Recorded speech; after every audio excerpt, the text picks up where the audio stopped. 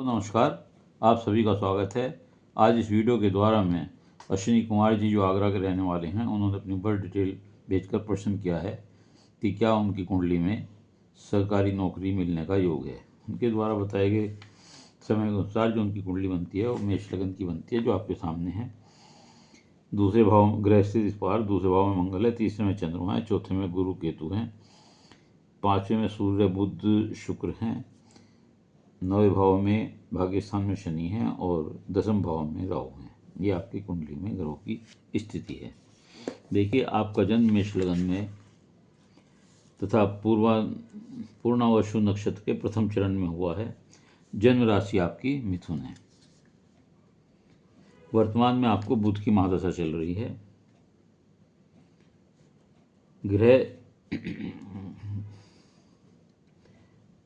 दूसरे भाव में जो आपकी कुंडली में मंगल बैठे हुए हैं, ये आपकी वाणी में कुछ कठोरता देते हैं। इसमें ध्यान रखिएगा, व्यवहार विनम्र रख लीजिएगा। कर्ज लेने की स्थिति बनाता है, कर्ज ना लें, अन्यथा कर्ज जल्दी से नहीं उतरता और दोस्तों से, रिश्तेदारों से संबंध खराब होने की संभावना बनती है।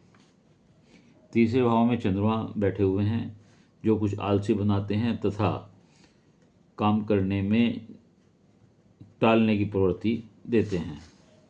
चौथे भाव में गुरु उच्च के हैं, केतु के साथ है, लेकिन केतु के साथ हैं।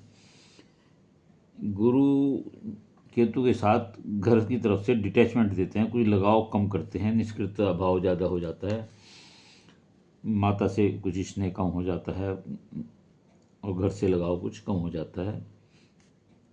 लेकिन गुरु केतु यहाँ बैठ करके विदेश योग देते हैं।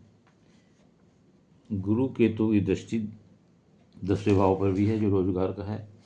यहाँ राहु बैठे हुए हैं, उसके गुरु की दृष्टि इस पर पड़ी हुई है, लेकिन केतु के कारण ये नौकरी में देने में दिक्कत करते हैं।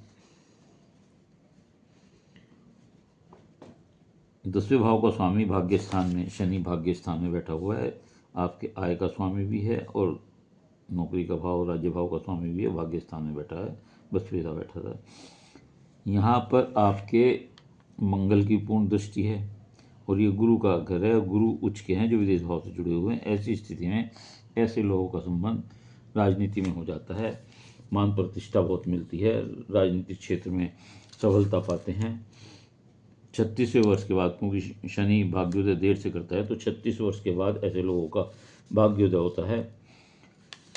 सप्तमेश पंचम भाव में शुक्र बैठे हुए हैं, जो प्रेम विवाह या प्रेम संबंधों का होना बताते हैं। पंचम भाव में सूर्य, जो उनका अपना घर है, स्वग्रही होकर के बुध के साथ बैठकर बुधादित्य योग बनाते हैं, जो एक अच्छा व्यापारी होने की ओर आप इशारा करते हैं। और बुध और शुक्र पंचम भाव में बैठ करके लक्ष्मी नारायण योग बनाते हैं। ऐसे लोगों को मान प्रतिष्ठा, धन, मकान, वाहन की कभी दिक्कत नहीं होती। मान सम्मान, पद प्रतिष्ठा ऐसे लोगों को प्राप्त होती है समाज में।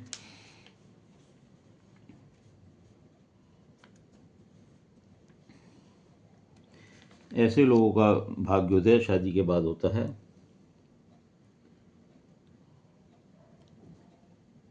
और क्योंकि शनि यहाँ बैठ करके तीसरे भाव को, पराक्रम के भाव को देखते हैं, तो शनि बहुत परिश्रम कराते हैं। 10वें भाव में राहु बहुत अच्छी पोजीशन में है, ये अचानक भाग्योदय वृत्ति कराते हैं, एकदम कारोबार में परिवर्तन देते हैं, आदमी का स्टेटस बदल देते हैं, धन लाभ बहुत कराते हैं, पद प्रतिष्ठा दिला देते हैं, कैरियर में बदलाव देते हैं, विदेश लाभ से विदेश योग देते हैं, विदेश लाभ देते हैं, विदेश से लाभ देते हैं, बहुत प्रसिद्धि दिला देते हैं, राजनीतिक क्षेत्र में उपलब्धियां मिल सकती हैं। ऐसे लोग न्याय या वकालत के क्षेत्र से भी जुड़ सकते हैं, या उन्हें कोई लीगल मैटर्स भी झेलने या देखने पड़ सकते हैं।